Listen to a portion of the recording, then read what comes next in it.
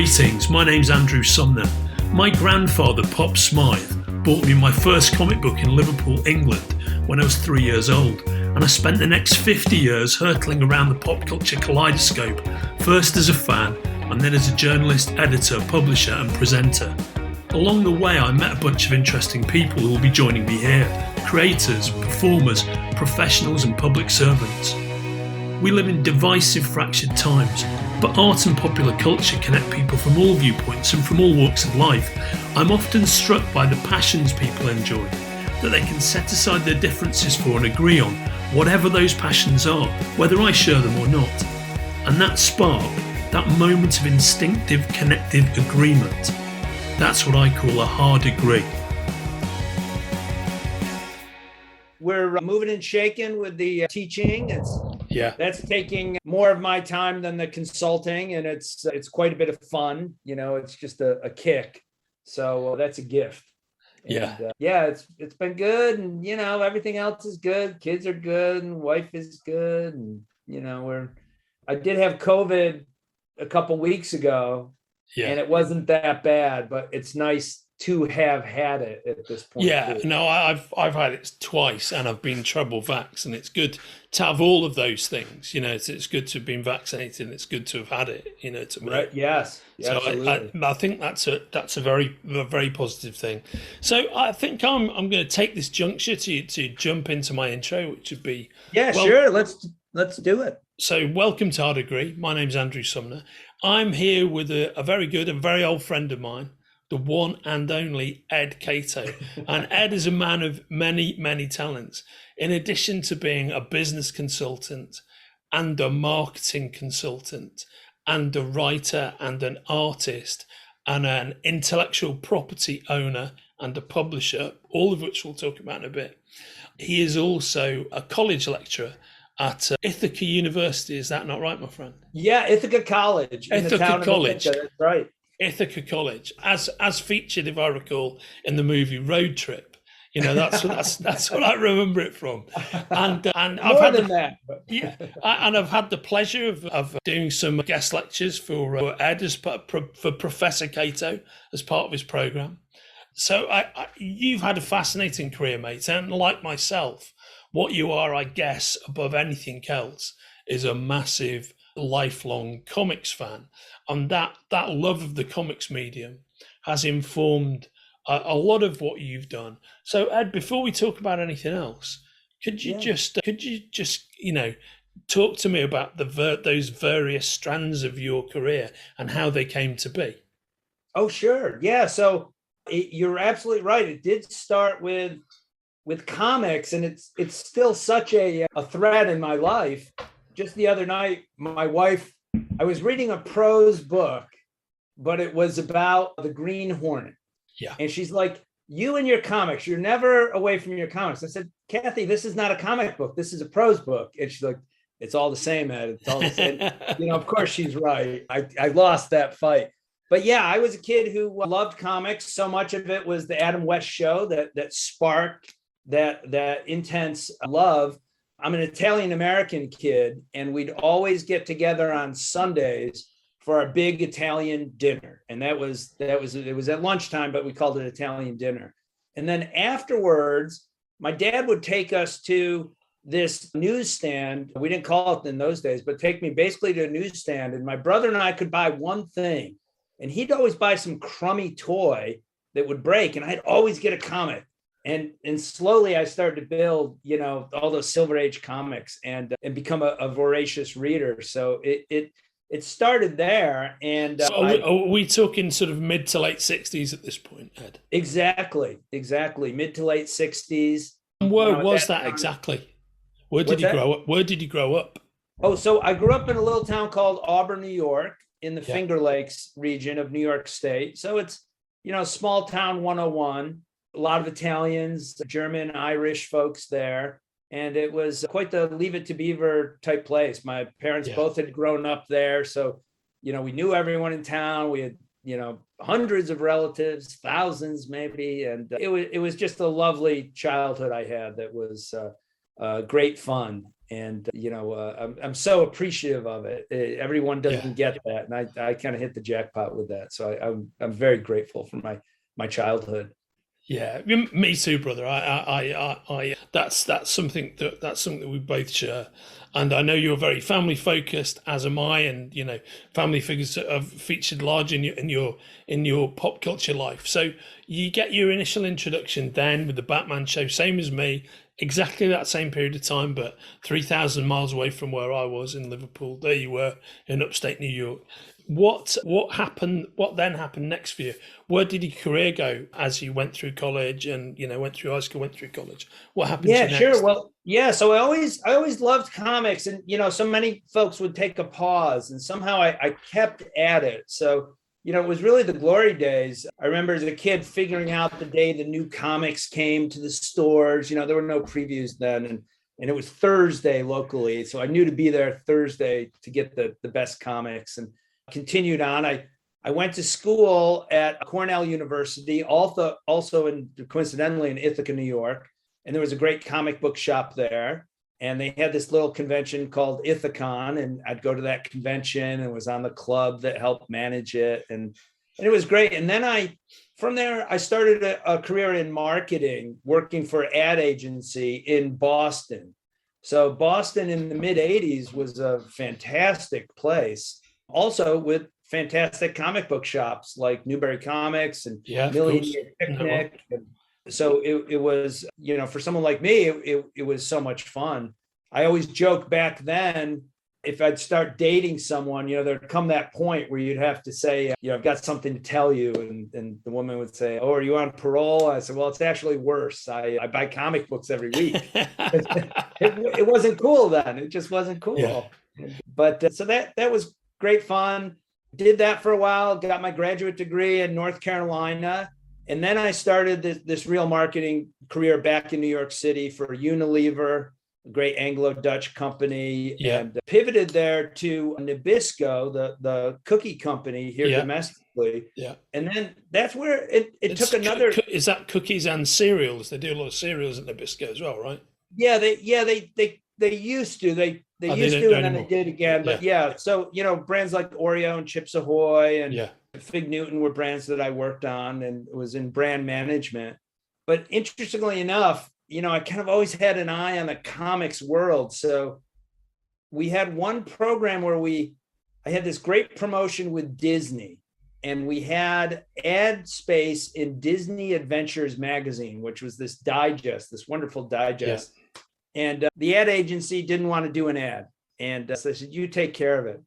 So I thought, and I had met the fellas who were just starting Valiant Comics at that time. Yeah. And I asked if they could do a custom ad for us.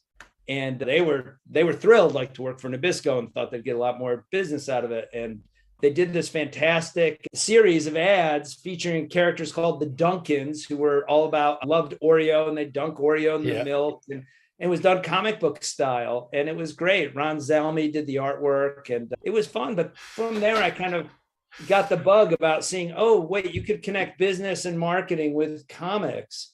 So then Express dropped out at the last minute for this big multi-project, and we were scrambling. And I said, well, I think we could reach out to Marvel Comics, like before Marvel Comics was a thing.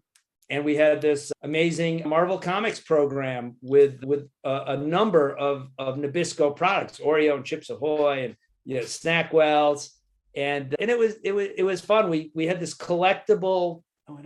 We had this collectible tin that we created, so you could put trading cards or whatever into the tins. And we had one with Spider-Man, Fantastic Four, Iron Man, and the X-Men. And this was at the point where, I said, well, I only want these artists to work on it, because I didn't want someone who had, women with, too sexy or, inappropriate. So we ended up with these beautiful Chris Sprouse tins. And they wonderful.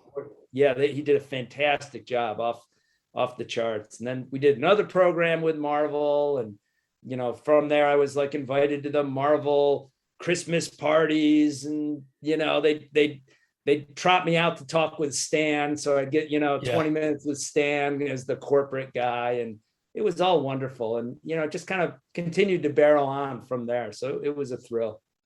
I don't think we've ever talked about this before, because I don't think I'd realised until you said just now that you'd actually met Stan during that period of your life. So what were your experiences with Stanley like?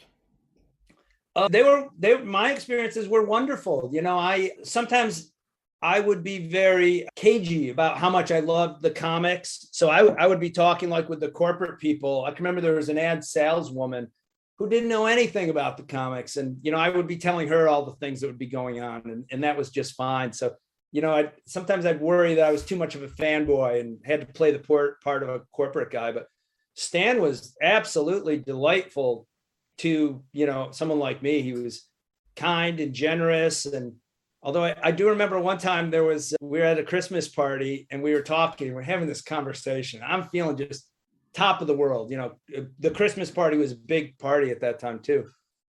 Christmas party, Marvel Comics, talking with Stan.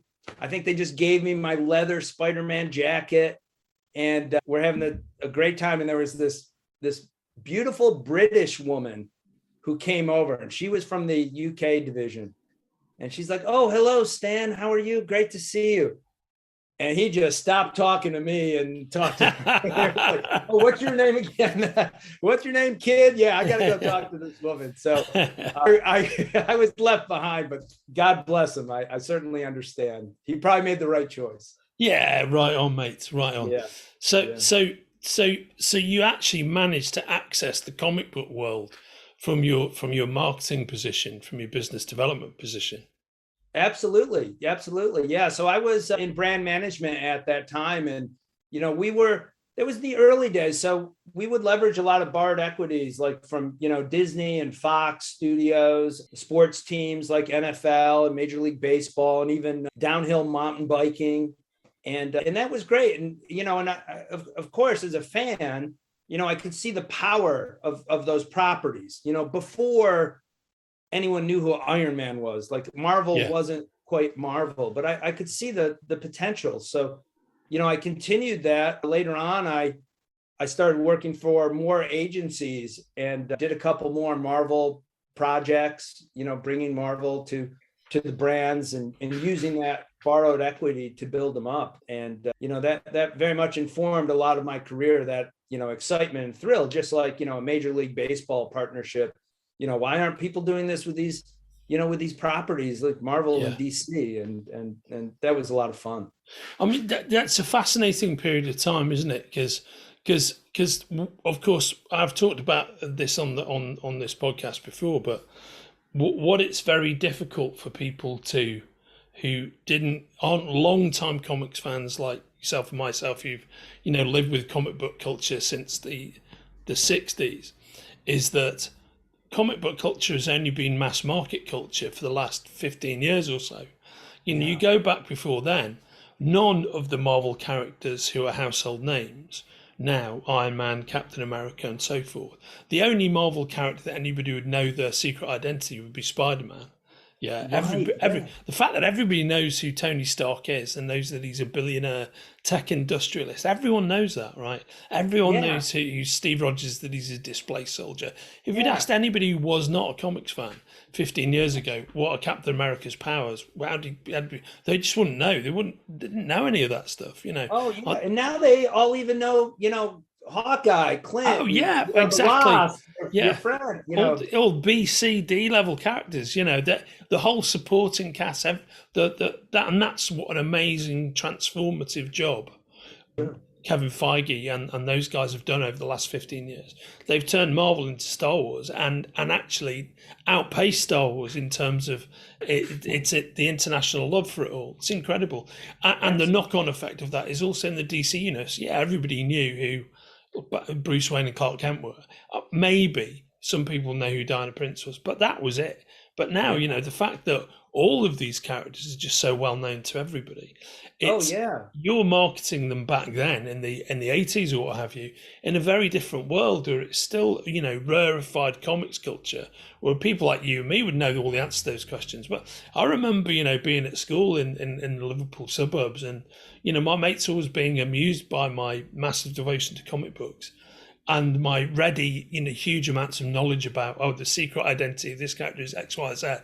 But actually, as one of my old friends, Moose Davis, was always saying, who became a very successful firefighter, he was like, you could just be making this shit up. I mean, how am I to know that Ant-Man is like Hank Pym? You could have just decided that's what his name is. Do you know what I mean? That's so true. It's so true. And so that era that you're talking about, on one level, it's quite a bold stroke, quite a bold maneuver to go, hey, Nabisco, let's access in via these comic books. I think it's a brilliant thing to do, but very interesting. Yeah, it was. I mean, it was interesting and it was fulfilling. And it was a little bit of that, like, the guy who likes the nerdy stuff, like all of a sudden, it's driving sales for the quarter. So like all the Nabisco sales guys love me because the Marvel program performed so well. Brilliant. And anybody could do that with like, NBA basketball or Major League, whatever would be a no-brainer. But that was kind of, a new thing and so rewarding personally too. Yeah. And how long did you stay in brand management for? Yeah, so I was really in brand management on the client side for about 7 years, and then I went back to the agency side, in that same world, and I kind of learned that trick. So we'd pull those cards out and we'd bring Marvel Comics to a candy client, or the Jetsons to Lysol, Rec and Benke's, or I think that was actually Steve's idea.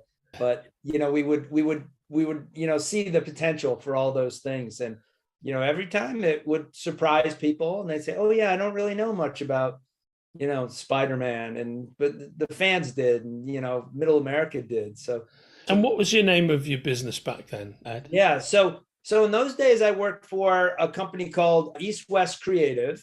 Yeah, and that's where I met my great pal Steve Rotterdam. Later on, we would go off and co-found Bonfire Agency. And Bonfire was like that natural progression, Andrew. So Bonfire was an agency predicated on helping brands leverage pop culture. And just the same way there are agencies that help brands, connect with certain ethnicities like Hispanic marketing or African-American community, or sports agencies that, connect people with sports properties. We were the agency at the time. No one was doing it. Now everyone kind of does it a little bit. But we were the agency that connected brands with the geeks of the world and their passion and helped do it in a legitimate way, in an authentic way. So, fans wouldn't say like, oh, Christ, that's a stupid thing. We do the real deal. So people would get, all the fans would really rise to the occasion and embrace it. So that was super. And Bonfire Agency, I guess, did that come once, because Steve was very senior at DC Comics for a period of time, and he worked with my great friend, our mutual acquaintance, Bob Wayne, right? Yeah. And so they worked together for a long time, and I presume you set up was Bonfire Agency after Steve left DC. Yeah. So Steve and I were working at East West Creative. Yeah. Every now and again, we'd go to the comic store together, or we'd have comic stuff in it. We'd talk, but we did a lot of stuff. And then we did two different things. I went to a giant agency, Ogilvy, for a little while, like one of the best agencies in the world, and hated it. It was a horrible experience. And then from there, I worked for Reed Elsevier. Reed Elsevier, of course, the giant trade show company. And when I was there, they had just launched, and I had been to it, this little oddball show called New York Comic Con. Yeah. So I said, that's one I can really help out with. So I had a great title. I was senior VP of strategy and marketing, I think. And we realized New York Comic Con had great potential, and we started to blow it up. And so I was doing that. And then Steve was working for DC. And, with those two experiences, when those things ended, we kind of got together, and it was kind of like, what do you want to do now? And then, those experiences really helped us, in many different ways, launch Bonfire and bring Bonfire to life. That's amazing. And how long did Bonfire last? Is it still a going concern, or is it Yeah, is it one of a number of parallel businesses that you work in? How does it work? yeah. Sadly, I don't work on Bonfire anymore. Yeah. Steve does a lot of work for it, although he's also very focused on a great comic company, Aftershock, Oh and yes, yeah, I know them the well. Yeah. head of marketing for Aftershock. 'Cause But they yeah, do a lot of stuff with Garth Ennis, don't they? Aftershock. they do. They publish quite a few of Garth's war books and whatnot. Yeah, the war books are great. Aftershock is they're one of those groups that's, pushing the edge with shorter series, trying new things, great art, great concepts. And it's a fantastic publisher. I just love them.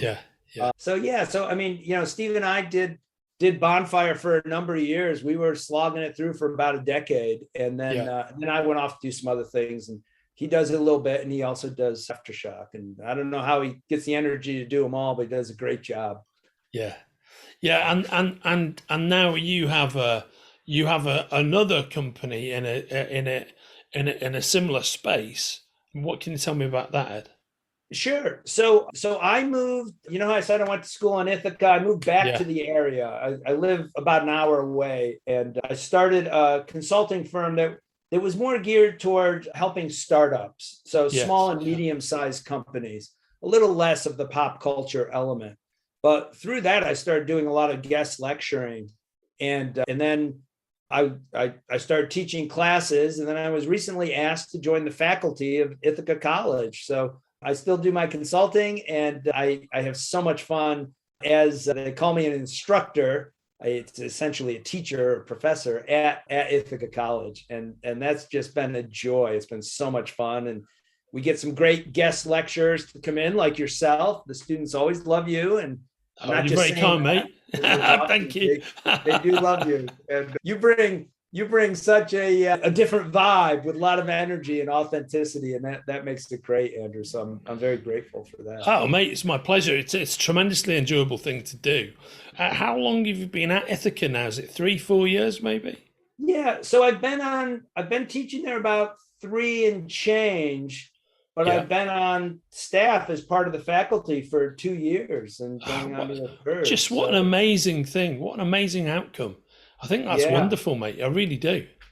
crazy. And your listeners would, they'll probably roll their eyes or laugh, but like many comics folks, I have, more books than anybody I know, not only Yeah. comics, but books. So I have these marvelous bookcases in my professor office, and I have like this much business book, and I fill all the rest with comic related books. Right on. It looks great. And, Yeah. it always gets a smile out of people when they take a look and see it all. Oh yeah, that must be it must be such a buzz. And can you give me a sense of the fabric of some of the courses that you run? Because I think these are really interesting. Sure. So, so many of these business courses, as opposed to like when I graduated from business school, one of the most exciting jobs was to be in brand management for a big food company like Nabisco. Now that's not necessarily what young students aspire to be. And this entrepreneurial spirit, whether you're starting a company or embracing a lot of the lessons of entrepreneurs in a big company, is kind of where it's at. So myself and another professor, Professor Brad Treat, we've launched entrepreneurism as a minor at Ithaca College, and we focus on startups. And so much of it is classic startup thinking, and then some oddball things. So like you come to speak to my hidden entrepreneur class, which is all about people who behave like entrepreneurs, but they work for bigger companies. They have all the attributes of an entrepreneur.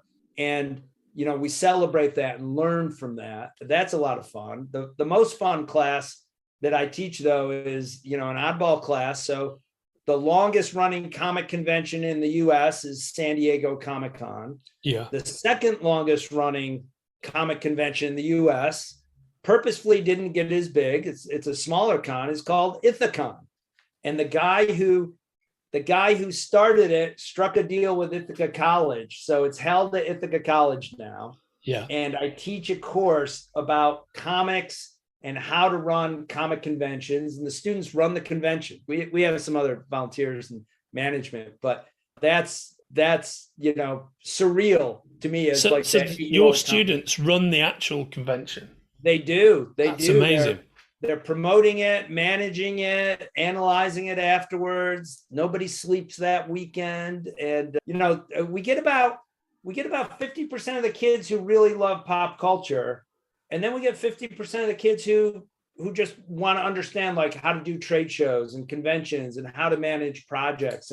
And that makes for a good mix. So, some kids are, really deep, like, oh, I want to do a project all about Peacemaker. Great. You love Peacemaker. And other ones are like, well, I want to learn how registration works and help me understand how to write a press release. And we do that stuff too. So that's a lot of fun. This year, April 23rd, 24th, and that'll be a great show again. We're back live, which will be good. Yeah. So have you been not live for the last 2 years? Have you been virtual for the last 2 years? Correct. Yeah, we were ready. And then we had to pull the plug. We were supposed to be right before like the world shut down in 2020. And so we had to pull the plug, and that was painful. And then we did a remote show last year. And we learned a lot from that. I explained to everybody that the students rose to the occasion. At one point, we had to fight Nazis. And by that, I meant we had these people crash our online panels and spew hateful language.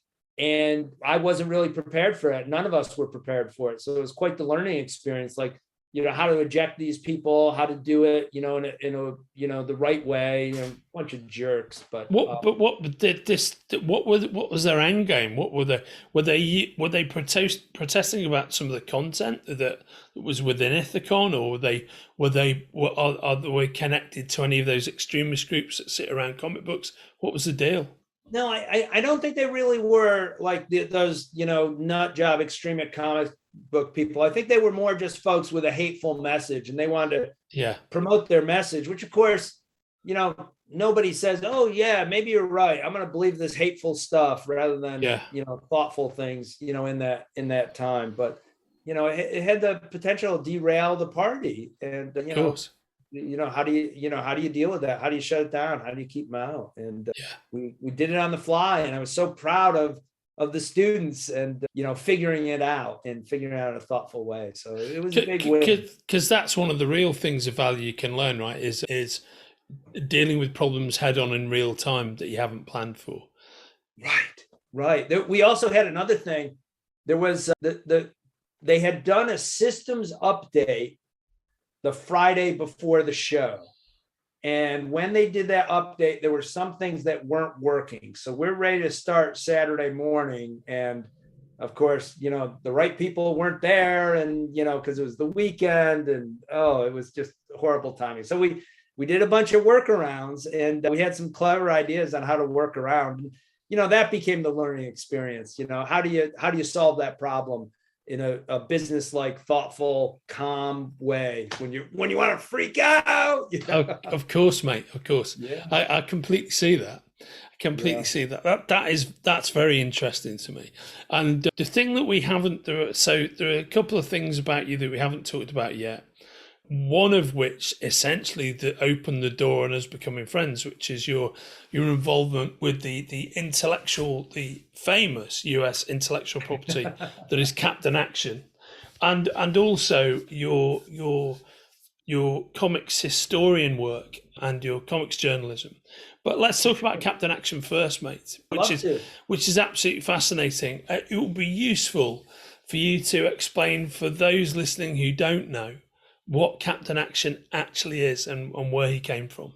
Sure, yes. It's a shame I have to do that. And that's a testament to I haven't worked hard enough so the whole world knows Captain Action. But we're going to keep plugging. So Captain Action was... I was thinking particularly, by the way, mate, of people who listened to this show in the UK were... I wasn't thinking so much of the US, but in the UK, of course, Captain Action was never sold over here. So you'd have to be a comics fan to know who Captain Action was. Yeah, absolutely. So in the States, after G.I. Joe debuted, which was a 12-inch action figure or doll, they used to call it. Which, by the way, do you know this? Do you know that G.I. Joe was called Action Man in the UK? We do. Yeah. And that caused some weird trademark issues years and years later that don't we don't really need to address anymore. Yeah. But yeah, so strange. So this guy created with partners G.I. Joe, and G.I. Joe would be a character that you could change his clothes and essentially change the figure into a Navy guy or an astronaut or a frogman. And so the next thing he came up with is, what if you had a figure, but you could change him into different superheroes like Batman or the Lone Ranger or Spider-Man or Green Hornet. And this, they started this right before the Adam West TV show debuted. So it was one of the few Batman toys that was out at that time. You'd see the Batman show and, oh boy, here's a Batman toy. And you would buy the 12-inch figure, and then you buy another set so you could dress him, you could adorn him, and he would essentially become whatever figure you had. Unlike today, where everyone buys an action figure representing a character that they love, or children that they want to play with.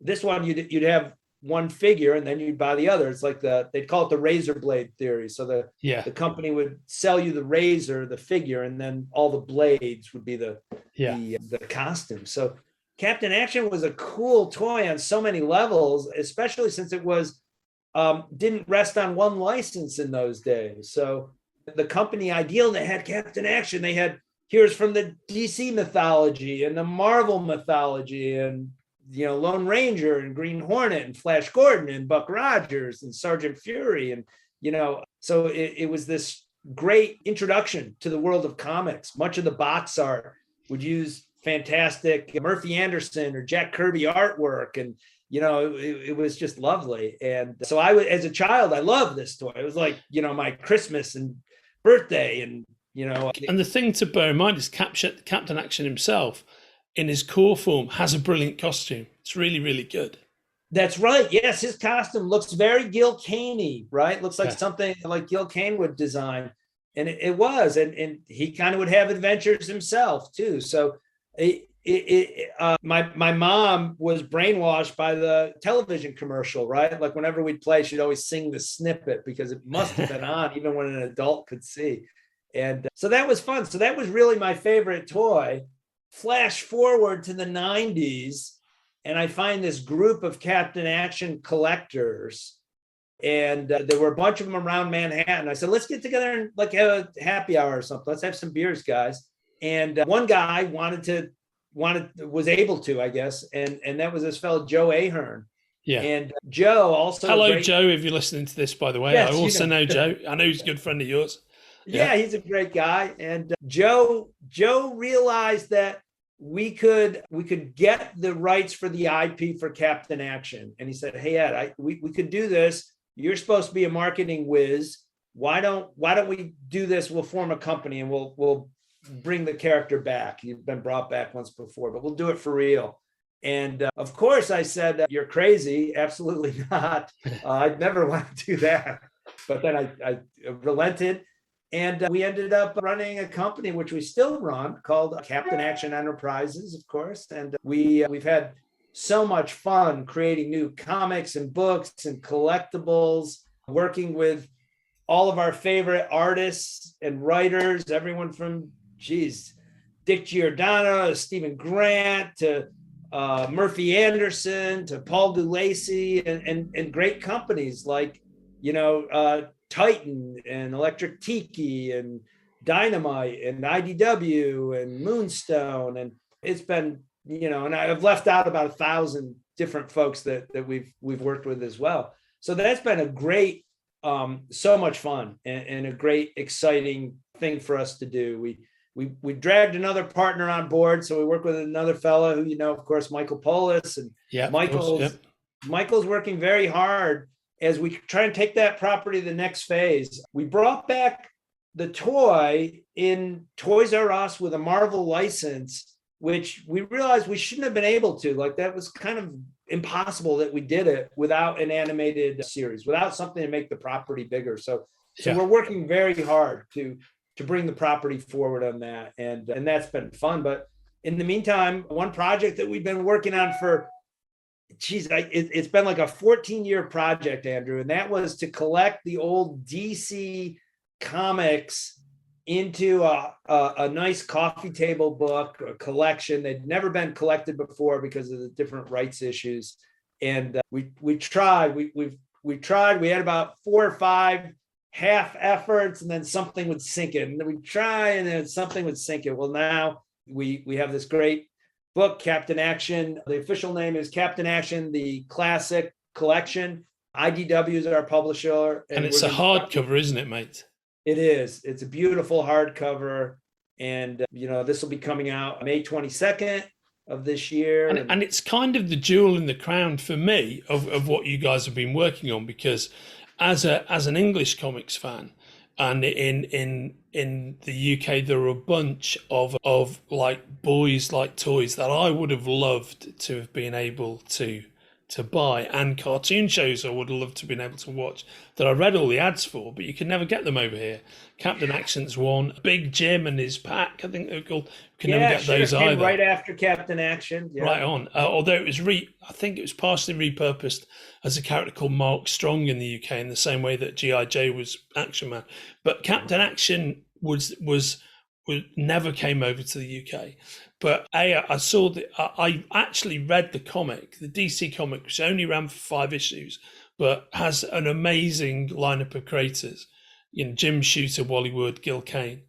That was my first exposure to Captain Action, and I found out subsequently, I think actually by seeing Captain Action ads in Marvel comic books, that it existed as something else entirely. But yeah. I think the thing is, it's such an unusual licensed property in that Shooter did an amazing job of taking the characters from the toy and interpolating them into a comic book. And he found a brilliant device to explain the multiple character changes. Because obviously in the comic book, what you can't have is you can't have Captain Action turning himself into Batman, which is owned by DC, and Green Hornet, which is owned by somebody else, and Sergeant Fury, which is owned by Marvel. You couldn't do that, right? No. But Shooter had a brilliant, correct me if I'm wrong, but Shooter's kind of fix to that was that Captain Action, the comics, has multiple powers based upon these kind of antique coins that have been struck by a bunch of gods and what have you. So whichever ones he's carrying on his person at the time, he's got those powers, right? Exactly. Yep. That's it. So gods from all different pantheons and mythologies. And, and that's why if you want to run fast as Captain Action, you'd have like the Mercury coin, and then that would allow you to go fast like Mercury or the Flash and Quicksilver in modern mythology. But yeah, Shooter did that as a kid. Yeah. And, famously, in those days, DC wasn't really listing the credits. And Wally Wood was so impressed with the way that Shooter laid out the book as the writer. He would essentially do these detailed storyboards to explain what was going on. And Wally Wood appreciated that. And the way he showed his appreciation was on the splash page of the first issue, he put by Jim Shooter and Wally Wood like on the rocks, it wasn't type. And that was Shooter's first credit. And, what a wonderful thing and what a great backstory. I mean, I love it.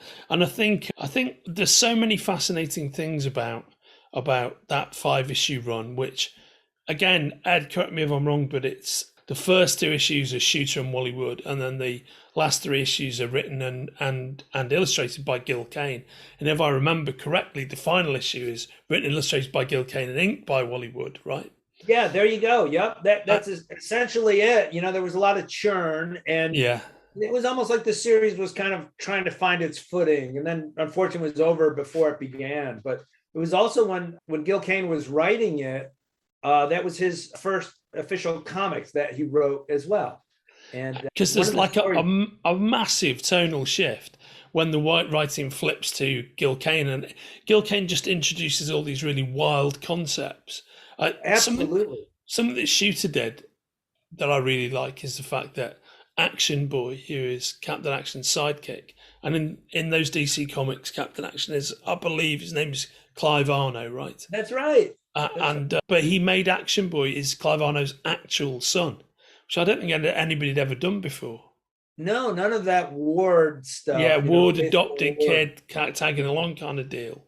Not Yeah, a Bucky or a the Robin. mother had died. So Yeah. in fact, the dead mother kind of makes an appearance later, but the mother had died, so it made sense that Captain Action and his son was there. So Because what Gil Kane, I think it was Gil Kane who did this. Maybe it happened in issue 2, I don't know. But the other really interesting thing is Dr. Evil, Captain Action's nemesis, is in fact his father-in-law, right? There's this whole weird kind of family trajectory throughout the whole book. Yes, right. Anyone who's had a difficult mother-in-law or father-in-law can instantly empathize with the Captain Action's situation. Yeah. I don't think that's why they did it, but there's also this element too where Captain Action, he looks to many like a policeman. He was really designed to be a Navy officer. So G.I. Joe was an Army guy and Captain Action was a Navy guy, but he represented the establishment.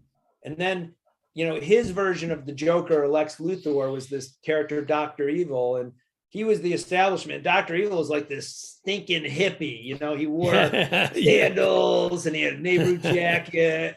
And in his disguise, he had a beard. Oh my gracious, what a rebel, he had a beard. So it's all very quaint now. And I think it's probably lost on many of us now when you look at it. But it was, the establishment versus that scary counterculture. Yeah. And there's a charm to that. Of narrative flipping. No, that's so interesting. And then it has this almost magical, like issue 5, I think, which is one of my. I was talking to someone I'm going to mention in a second, Mark Waid, the great comic book writer Mark Waid. And I was having this conversation for a reason. But I was talking about issue 5 of Captain Action, and that is one of my all-time favorite comic books. Not because the script by Kane is wild, and it's got this unbelievable artwork combination of Kane and Wally Wood, who rarely ever work together. But in the same way that you'd look at Kane's style and Wood's very polished style and think, well, actually, I can't really put them together. They had a similar energy to like Steve Ditko, and he worked with Wally Wood, where Steve Ditko's got this very unique personal style, and you wouldn't think it would go with Wood's smooth inks, but it really does. And it's the same with Kane and Wood. So that 5th issue, which is all about the duality of man's nature, and it is. And I won't spoil it for anybody who's going to read it, but it's really quite a way ahead of its time story for a book that came out in 67, 68. And it stuck with me for years. It could be applicable to recent events. You could read it through the lens of, recent domestic events here in the States. Yeah, about demagoguery and, kind of like people, kind of jumping on one side or another of persona, and about, split personalities. It's just a fascinating book, I think. And the reason I was talking to Waid about it, which of course, is for part of my day job hosting Planet TV. You've been able to get Mark Waid, probably the most famous mainstream comic book author of the last 30 years, who's written everything in the comic book space, brilliant runs on The Flash and Captain America and Daredevil, just amazing work, and his own brilliant creator-owned books like Irredeemable. He's written the intro for you, and I know he's a massive, like yourself, like myself, he's a massive Captain Action lover. He is. I mean, he's such an accomplished guy and super kind, super smart, and he loves Captain Action. And we've tried to do some things differently over the years, and the stars have never aligned. And as we talked about this, suggested, geez, we'd love to have you do this. And he's like, oh yeah, of course, who do I have to kill to get this job? So and his, as one would expect, his introduction is clever and thoughtful, and the love letter to the property, and makes you think of some new ideas and new things. And we're just thrilled to have him on board, and that's great. Yes, I'll just right back at you. I love that conversation you had with him about World's Finest on Forbidden Planet TV. I can't wait for that book. So that's this. I think this will be out. It will still be out after we publish this edition of Hard Agree. So what we're talking about is the new ongoing World's Finest book, Batman, Superman, World's Finest. And for anybody who's not really au fait with comic book terms, essentially World's Finest is the title of a DC book that for decades, 60, 70 years or so, has essentially been the umbrella title of the Batman and Superman team-up books. And it's gone through many incarnations, but now it's Mark Waid with, I think it's Dan Moore on pencils, doing Mark Waid's favourite iteration of Batman and Superman. And the interesting thing about that is the version of Batman and Superman teaming up in World's Finest that Mark grew up on is the same version that you and I would have grown up on, which is right. Kurt Swan doing the pencils, and the scripts were very much Superman and Batman as each other's best friend. Now, once they really started to play around with the formulas of Superman and Batman in the 80s, which is when you get the Dark Knight and is when you get the John Byrne run on Superman, one of the things that they basically went to there is that Batman and Superman, because essentially in the modern incarnations are poles apart, they had them having much more natural tension in their relationship, from flat out not getting on to having a friendship that was made out of the grudging respect you have for an opposite. Whereas what Mark's bringing back with Batman, Superman, World's Finest, and Dan Moore on art is Batman and Superman as each other's best friends. As somebody said to me recently, who was it? Somebody was talking about Mark's work. I'll tell you what, it was Tom Brevoort, who's the executive head editor at Marvel, and he was just massively praising what a great author Mark is, which he is. But he was saying about him that he's the ultimate kind of superhero positivist. He's very aspirationally positive in his work. Even when he's writing a book like Irredeemable, which, spoiler, is about essentially a Superman figure gone bad, which huge licks from the brilliant work Mark did on Irredeemable turn up ripped off elsewhere, like in the movie Brightburn, for example. But it's a fantastic book, which has an equal and opposite book called Incorruptible, which is about the world's greatest supervillain, at the same time as a response to the Plutonian, which is what the Superman analog in this book is called. As a response to him turning bad, the world's greatest supervillain turns good. But it's with his sidekick Jailbait. Right? without erasing his past. So he's good now, but he's got to deal with the fact that he's done all these heinous acts in the past. It's a wonderful universe of stories. It was. Just as an aside, Andrew, at one point you'll laugh at this. At one time we pitched making a Captain Action costume set of the Irredeemable character. Plutonian. That would have been wonderful, mate. Yeah, we couldn't put the deal together, but it would have been so cool. Oh, that would have been so cool.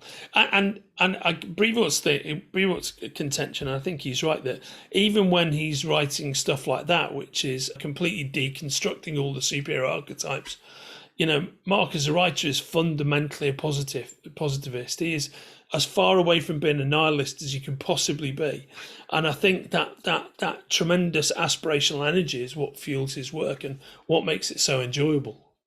Yeah, I agree. There was a student who he wanted to, we were talking, the student liked Spider-Man. So I bought him some of the current Spider-Man books. And I was worried that they were too much in the weeds. Yeah. And so I got those for him. And then I also got him a Waid Daredevil book. And I said, this one's kind of like Superman, but this book, I think you'll really enjoy and understand. And, for the very same thing, that positive Mark Waid nature.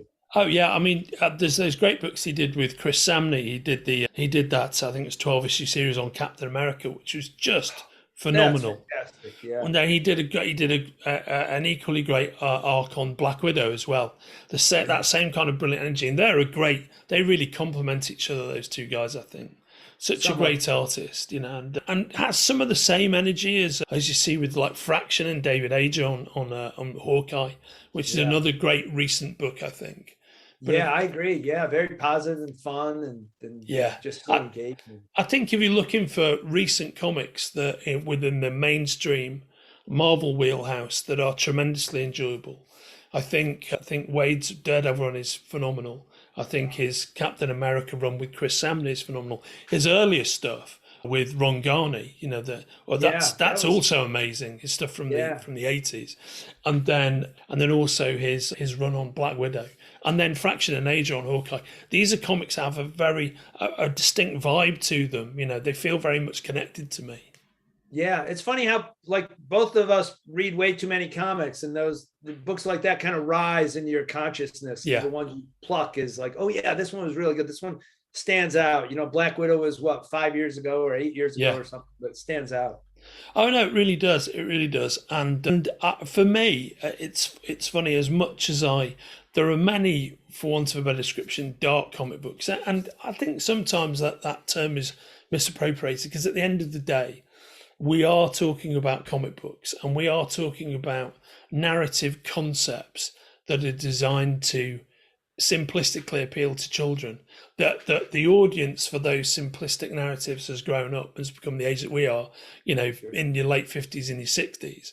And so there's a lot more, complex narrative structures and complex moral structures you can apply, which is how you get in inverted commas, dark superhero comics or whatnot. But at the end of the day, it's not like picking up a copy of James Joyce's Ulysses, is it? Do you know what I mean? It's still really very, no matter who's writing it and how dark they've gone. Yeah, it's still basically, I think you're serving the superhero form far better if you're really embracing a treatise about how human beings can be positive with one another. And that might sound like I'm being very simplistic, but it's definitely the kind of stuff I enjoy the most. Yeah, me too. I'm with you 100%. I think that's a great way to put it. I agree completely. I mean, something in the 80s, a book that I absolutely loved for this very reason, when just about it was right at the heart of the kind of Dark Knight, Watchmen type era, all of which are books that I love, by the way. And I I love Watchmen, it's a work of art, but I also love, say, Batman Year One, incredible book, which keeps on getting remade as movies over the last 20 years. There's a lot of Batman Year One in the Nolan films, and it looks like there's a lot of Batman Year One in the Matt Reeves movie. Yeah, right. Yeah, right on. But I would say my absolute standout favourite book from that period of time, leagues above everything else that I enjoyed in that moment, was the Justice League by Giffen and DeMatteis and Kevin. I just thought that was that was an incredible book that made me laugh every month. Had fun with the characters. Oh yeah, all the Maguire faces. Maguire's ability with character, right? This is the great Kevin Maguire, great comic book artist who is one of those comic book artists who's great with the character of great with portraying character on the comic book page. Yeah. In the same way, I tell you, somebody else who's had the same ability, sadly no longer with us, but did tons of great work with Garth Ennis, was Steve Dillon. Steve Dillon was great at character on the page. Well, some great artists, I'll give you an example. Jack Kirby, one of my favourite ever artists, the propulsivity, if that is even a word, of Jack's art, and the sheer far-out contents of the worlds he created, and his ability to create kinetic action was all fucking brilliant, amazing. Yep. What Jack was never very good at was portraying character within the faces of the heroes he was drawing, because they essentially all look the same apart from the haircuts. Yeah, they do, and you could say that he got the idea across with other ways, but which I think he did. And I'm certainly not raining on Kirby's parade, because I'd read a piece of Kirby, looking at a piece of Kirby art any day of the week. But what Maguire had is something else entirely, and what Dillon had is something else entirely. And a lot of those artists will keep a mirror on their drafting table, and when they need to grim it, geez, I bet you $100 that, both those guys had mirrors, because, they were able to, get the emotion lines so well. Yeah, somebody I think has a different set of skills entirely, but is great with emotion. The portrayal of emotion is Sean Phillips, who does a lot of work with Ed Brubaker on all those amazing noir crime books that they do. Yeah. They've currently got that great series Reckless, and they create all the criminal books. I think his ability to just portray emotional beats on the characters he's illustrating is fantastic. Oh, I love it. I love it. And I love his, you know what I love? I love his son's coloring on the Oh books. man, yeah. So Jacob. clever, thoughtful. Yeah, Yeah. Jacob. Wow. Jake, That kid's talented. it's so interesting because I spoke to him recently.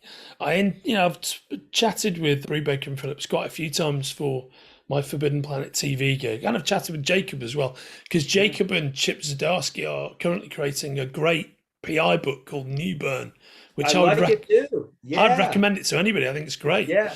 And I was talking about all of that, and it transpires right that Sean and Jacob have been to LA once for one brief trip, and the thing about their latest book with Ed, Reckless, which is essentially about a Travis McGee type. It's operating in LA in the 80s. Yeah, so, yeah, he's got a cool headquarters, cool sidekick. Yeah, a PI hero who's not actually PI. He just like Travis McGee, like Matt Scudder, the Great White Spot character. He just book. Me too. He just helps people out, right? He's like a former FBI agent and all this kind of stuff, and he's had a very unusual background. But the vistas of this 80s corrupt sun-bleached LA, you'd think whoever was drawing that was absolutely steeped in that society and knew it inside out. And Brubaker, the writer, is definitely steeped in all of that. What's incredible is the visuals come from two guys who barely ever spent any time there.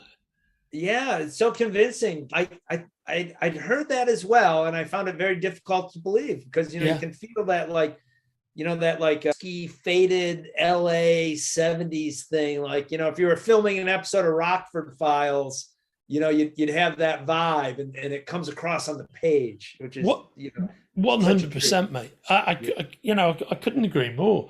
And we've neatly backed into, another element of your career, the final bit that I want to discuss with you, which is your work as a comics journalist and comics historian. And you do a bunch of work for the various Tomorrow's publications, right? Yeah. And is it mainly Back Issue that you work for, Ed? Yeah, sure. So I do a lot of writing for a Back Issue, and then I do a weekly column on Pop Culture Squad called With Further Ado, and both of those are my opportunity to write about all the stuff we love, and I try and, I guess, follow that positivity that a fellow like you has or a fellow like Waid has. So, I'm not as much a critic. The things I don't like, I tend not to focus on, and instead celebrate, the things that I love.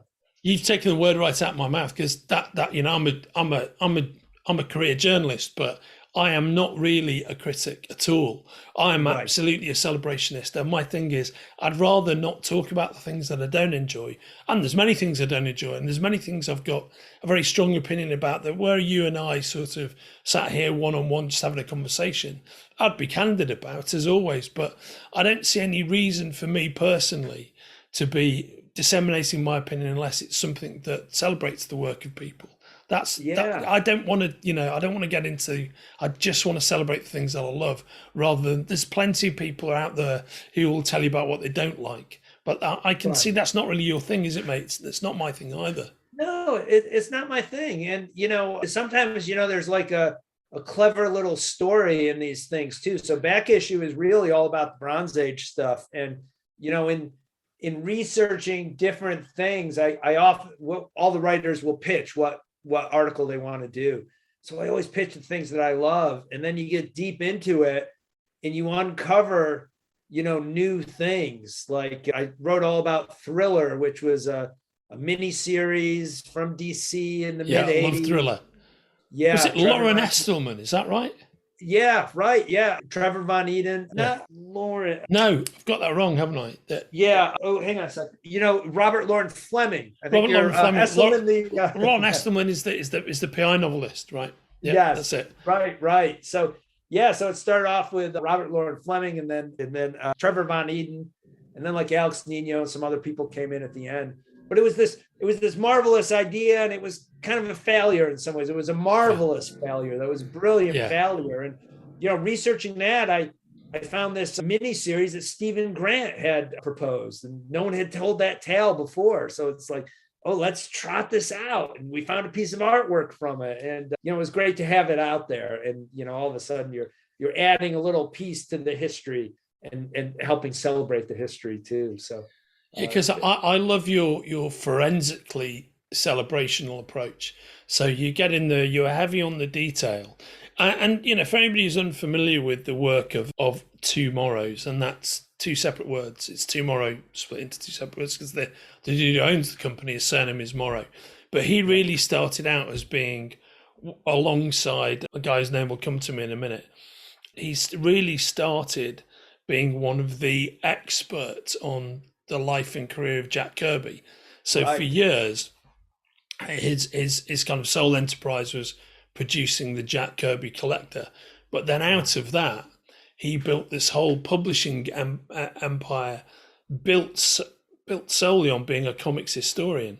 And so it was like deep dives into the great creators and the great comic book eras of yesteryear. And now they just have this wonderful back catalogue of books about the history of comic books. And I must admit, mate, one of the things I end up reading more often than anything else these days, is books about comics history. I probably read books about comics history more than I actually read comics. And I read a lot of comics, but it's just so fascinating to me. And I think, is his name Jonathan Morrow? Is that right? John Morrow. Yeah. John Morrow. Yeah. He's a great guy and great publisher. And then the fellow who's the brains behind Back Issue, and they do a bunch of different ones, is Michael Urey, who worked for DC and Dark Horse. And, Michael kind of is like, Robin Hood with this merry band of, Bronze Age comic book enthusiasts. Yeah. And, sometimes, it's like a double-edged sword, because a new magazine will come and maybe I have a contribution or maybe not, but it becomes this magnet, this black hole where you want to sit down and just read it, and it's dense. It's like, I don't know if I have like 5 hours to spend right now. I know I'll love it, but I got to do some other things or work or clean the garage or whatever. So they're a total time suck. They can just like transport you straight in. So I know that you've got quite a few of your back issue articles queued up for the rest of this year, 2022. Yeah. I think they've just published one, a Starman issue that you've got a piece in, right? That's right. So they can you tell me about that and your other pieces, what you've got coming? Oh, I'd love to. So Starman's the one that's just coming out now. Yeah. Should be here in my, mailbox any day, or at comic shops across the country. And that has a great Tony Harris cover. And of course it talks about, the star of that is that, Starman of the 90s. But Jack Knight Starman. Yeah. Yeah. Fantastic. Just a fantastic. Wonderful book. Yeah. Yeah, Robinson, the brilliant James writer. Robinson, incredible work. I mean, one of my all-time great comic book series, personally.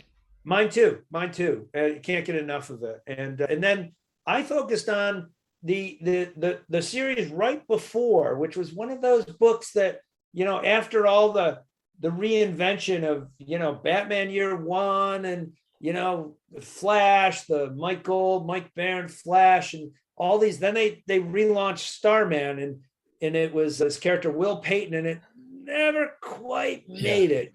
Quite frankly, Roger Stern, Tom Lyle were the guys who started it. And then a bunch of other great people like, Kupperberg and Brian Augustin, God bless him, were involved after. And, it was a fun book. There are a lot of believers, but it never quite made it. And, we use that as an opportunity to examine it and talk about the cool things and some of the near misses. And, I believe, the man, I respect the man in the arena, whether he wins or loses, he's out there in the arena trying his hardest, naked to the world, fighting. And that's what those creators did. So I really can't wait to read that article, mate. I mean, one of the things I loved that subsequently happened with Starman, he, along with Mark Waid on The Flash, one of the interesting things about James Robinson's run on Starman, he was the first person to really explore the concept of a superhero dynasty, telling several generations of the same family,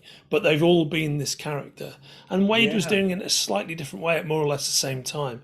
But Robinson does it very specifically. But one of the things he did that I loved is that, kind of like the same thing that Gaiman did when he took over Sandman, is that he took every existing version of Starman and brought it into his narrative and made it work. So I won't give it away, but there's a brilliant resolution to the Will Payton Starman in James Robinson's Starman, which ties into the Ditko and Levitt Starman, right? Right. And Yeah. such a beautiful outcome that he forged. You know, as a fan of all of those versions, it felt kind of right to me when I read it.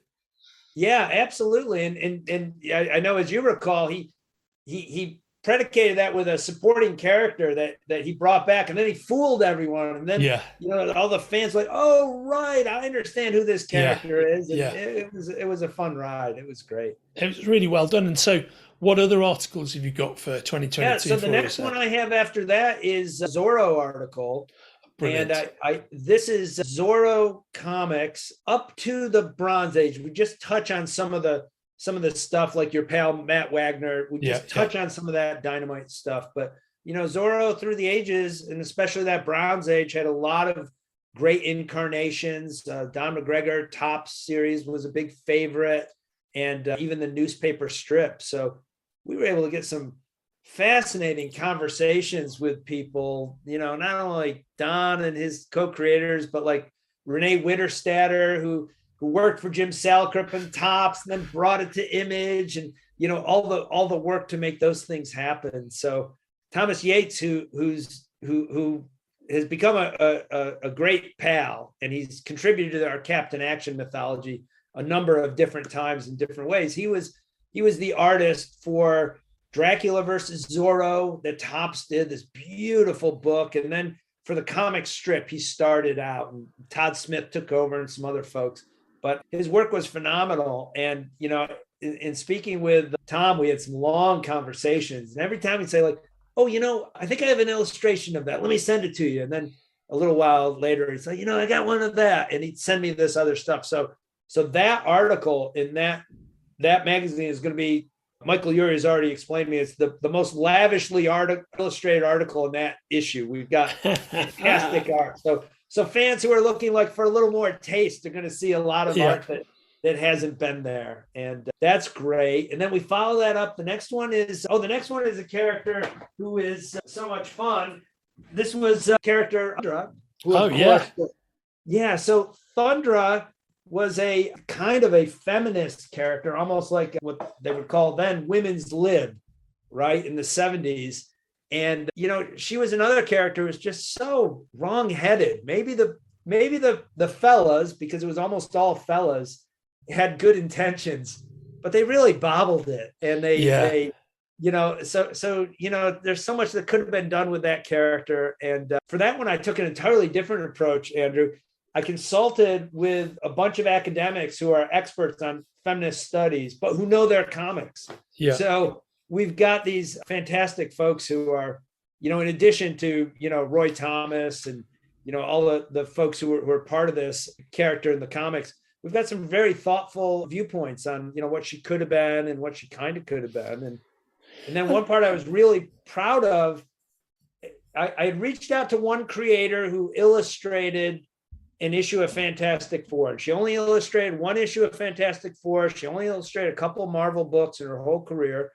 And then I didn't hear from her, and I was disappointed. She, like, right as we were going to press, she reached out, and that's Ramona Fradon. Oh, brilliant. The great Ramona Fradon. Lots of great work on Aquaman. Yeah. You know, in many ways, I feel like she's like the grande dame of comics. Yeah, for sure. And so she used to work on Metamorpho as well, didn't she? Yes, exactly. Yeah, she kind of had that like cartoony style. Yeah, that's right. Yeah, in that Fantastic Four issue with these lovely Joe Cinna inks. I remember she did some of the 70s Plastic Man revivals as well. Yes, right. Yep, very much so. And so she provided a memory. So we had a lot of fun with Thundra. Who published Thundra, actually, Ed? Yeah, so Thundra was kind of meant to be like the woman's lib version of someone who would fight Ben Grimm in the Fantastic Four. Okay, yeah.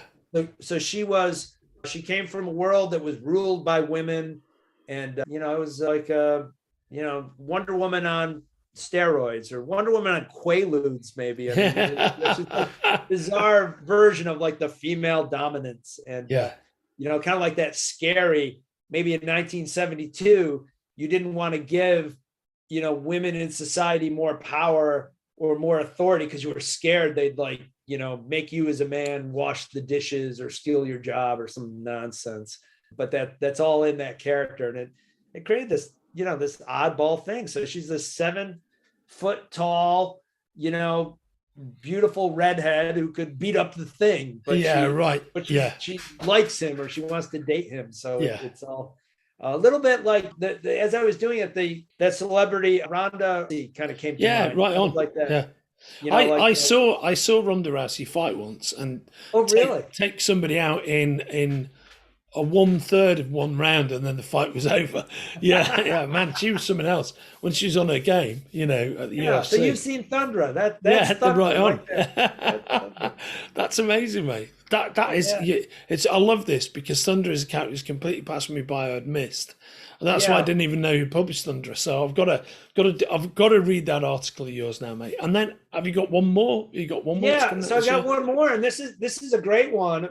So this is Will Eisner property called John Law, which was kind of in the vein of the Spirit, and there's a whole mythology behind that. Believe it or not, when I moved back up to this area, but when I lived in Ridgewood, New Jersey for years and years and years, there was another comic book company there, and that was the Will Eisner Foundation.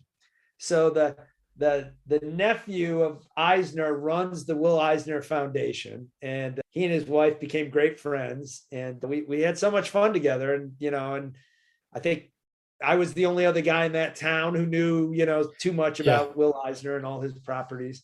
This issue is all about, this back issue will all be about detectives and policemen. So way back in the 80s, Eclipse Comic pulled together these John Law stories, which were kind of like Eisner-esque stories, and published a one-shot about them. And we discussed that. We discussed the relationship with the Spirit, and there's actually a relationship with maybe one of the greatest Spirit stories ever. Because one of the greatest Spirit stories ever, which is, correct me if I'm wrong, Sans Serif, is originally a John Law story, right? That's right. Absolutely. Yeah. So in some ways, like Sans Serif was John Law's girlfriend before he was the Spirit, although it didn't really work out that way. And that's great. And then there's this marvelous Australian creator who did a John Law series for IDW, and we had fantastic conversations with him. Is that Gary Challoner? Yeah. So this is Gary. Yeah. Yeah, Gary Challoner. Yeah. So we'll talk about his work, and he turned out to be a fantastic guy, and a lot of great conversations with Gary. So that's going to be. So you know what he did that I loved? He digitized and turned into a font Abe Kanegson's lettering, because Abe Kanegson, who was Eisner's letterer, is like the greatest letterer of all time in comic books, right? Amazing. And completely once he stopped working on the Spirit, completely disappeared, was never seen within the comics business again, although something that it was either alter ego or back issue did. And it was the Mr. Monster guy did this.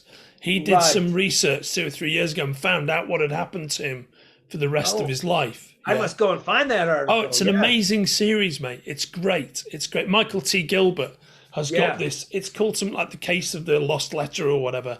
And after, unfortunately, didn't find this out. So before Eisner died, Eisner went to his grave not knowing what had happened to Abe Kanegson. But this explains what happened to Abe Kanegson. And the short version is he died quite young, so he predeceased all the revival of interest in the Spirit in the 70s. He was already gone by the time, the Spirit became popular again.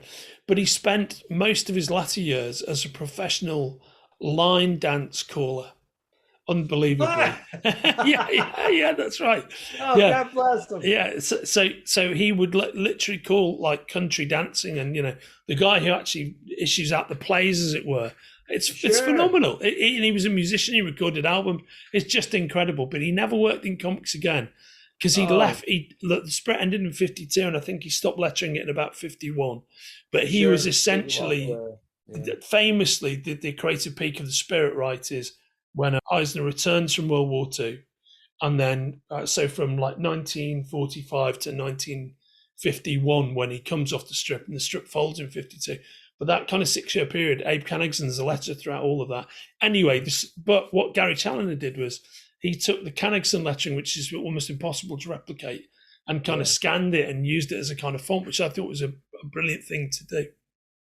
Yeah, well, Gary is a smart guy, and he did a couple of things that were very groundbreaking. And I hope he can return and do more John Law. Like, the more I spoke to him, the more I admired his vision. And I think that will make another interesting story, very different from Zorro or Thundra, but in its own way, so fascinating. Oh, I can't wait! And have you got anything else that you're working on at the moment that you can talk about, or is it confidential?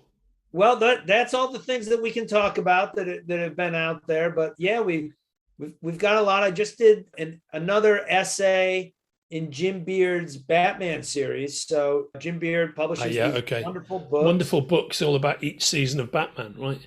Right, and he assembles all these top writers, guys like Kupperberg and Chuck Dixon and Peter David, and it's so much fun. We each get assigned an episode. For this last one I did, I found out that Greenway Productions, the group that was making the Batman series, they donated all their files to Syracuse University. Yeah. So I was assigned the episode with Howard Duff, which is this villain called Dr. Cassandra, one of the second to last episode. And I researched it at the SU library, and I read all the previous iterations. And Dr. Cassandra was supposed to be a man. Howard Duff was supposed to be the bad guy. And, it was great to read. And again, another rabbit hole to go under. So I was able to discuss that all in my essay. And that was fun. Well, I bet you genuinely found out some stuff you didn't know, though, because traditionally I would say that I think the third season of Batman is underreported and underwritten about.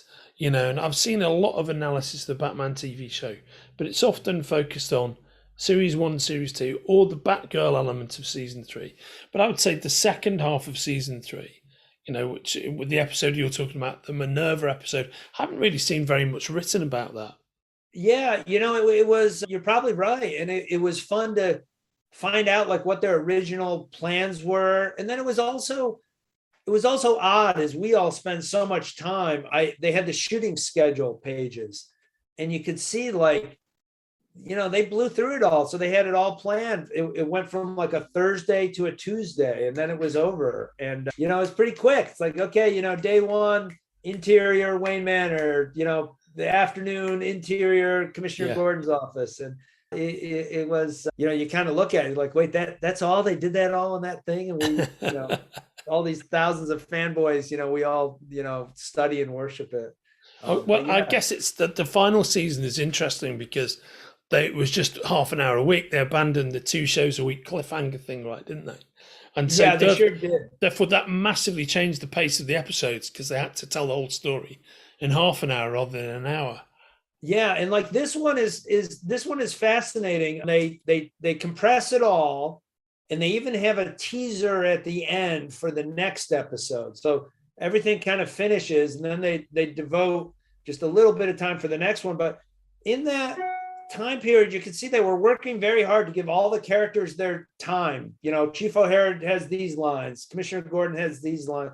Everyone did something, and they even had a death trap in the middle. So like 22 episodes, it looks like they're going to die. They come back after the commercial, and like, whoa, that was a lot. This episode that I talked about too, they did a fascinating thing. Maybe they knew that the end was near, but Dr. Cassandra enlists all the evil villains of Gotham City to team up and fight Batman. So Joker and Penguin and Shane and King Tut, Catwoman, but they didn't use the actors that they were using. They actually used the stunt doubles. So it's like the stunt double for Lee Merriweather and stunt double for Joker, and stunt double for Victor Buono. So, it's kind of a funny, clever episode that was never one of my favorites as a kid. Yeah. Now I just love it and love everything I learned. Oh, about you're it. really making me want to read that article, mate. And brilliantly, you've kind of effortlessly gone full circle from where we began, because Greenway Productions, of course, produced The Green Hornet, which is where our conversation began, with you picking up your Green Hornet novel and getting busted by Mrs. Catto. Yes, I did.